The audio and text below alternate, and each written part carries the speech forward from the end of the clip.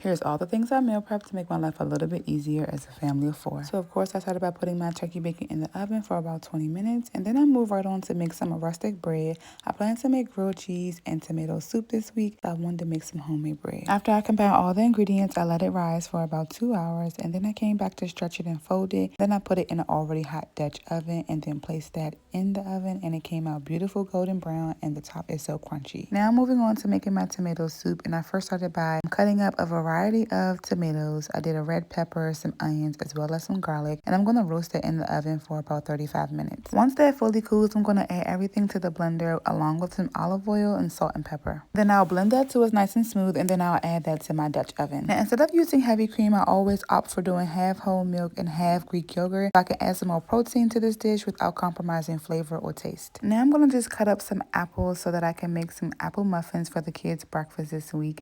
My little helper loves baking, so she decided to join me while I combined all the ingredients. And then I scooped the batter in my muffin pan, and then I popped that right in the oven. Now I'm going to be making some homemade applesauce. I haven't made this for the kids in a while, but I want to be sure to use all of these apples. So I started by boiling the apples, and then I peeled them and cored them and added them to the blender with vanilla extract, vanilla beans, cinnamon, and nutmeg. Now I'm going to be making 2 more proteins. I'm going to do some steaks as well as some chicken because I am making fried rice, and I want to be able to do some chicken fried rice, steak fried rice, and then some combo chicken and steak fried rice. And I'll also save some extra protein for whenever I want to have salads this week. But here's all the things I meal prep to make my life a little bit easier as a family of 4.